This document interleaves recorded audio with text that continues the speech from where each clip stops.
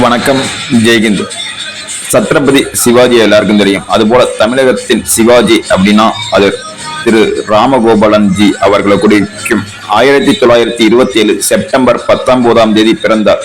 இன்னைக்கு தமிழகம் என்றும் அந்த கலாச்சாரம் உயிர்ப்போடு இருக்குதுன்னா அதுக்கு காரணம் அவர்தான். குறிப்பா திருவாரூர் தேர் பிரச்சனை மிகப்பெரிய பிரச்சனையா அரசாங்கம் வேண்டுமென்றே செய்தது. அந்த பிரச்சனைக்கு தீர்வு கண்டது. அதுக்கடுத்து பாத்தீங்கன்னா ராமர் பாலம் சொல்லுவாங்க, சேது பாலம். அந்த பாலத்தை இடிக்க போறோம்னா சொன்னாங்க. அதுக்கு இடிச்சுப்பார், முடிஞ்சா தொட்டுப்பார் அப்படின்னு சொல்லிட்டு தமிழக மக்களிடம் உணர்வை ஏற்படுத்தி பிறகு இன்னும் உயிர்ப்போடு இருக்குது அந்த ராமர் பாலத்துக்கு. அதுக்கு ராமகோபாலன்ஜி தான் காரணம். கன்னியாகுமரியை மதம் மாற்ற கும்பல் கையில் எடுத்து கொண்ட போது அதை மீட்டு மீண்டும் தமிழ் கலாச்சாரத்தோடு இணைத்தவர் இந்த ராமகோபாலன்ஜி.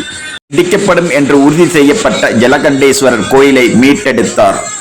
நெல்லை மீனாட்சிபுரத்தை அந்நிய கும்பல் கையில் எடுத்த போது அங்கு சென்று மீண்டும் தமது கலாச்சாரத்தை நிரூபித்தனர். விநாயகர் ஊர்வலம்.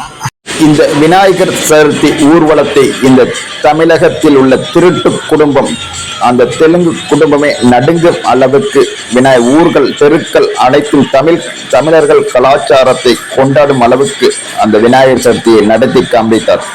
நாதியற்று கிடந்த ஒரு இந்து மக்கள், தமிழ் மக்களுக்கு ஒரு பிரச்சனை என்ற வருகையில், குறிப்பாக அந்த தீவிரவாதிகள், தேச துரோகிகளும் கொலை செய்யப்பட்ட நிலையில் அதையெல்லாம் தட்டி கேட்டவர் இந்த ராமகோபாலன்ஜி. வணக்கம்.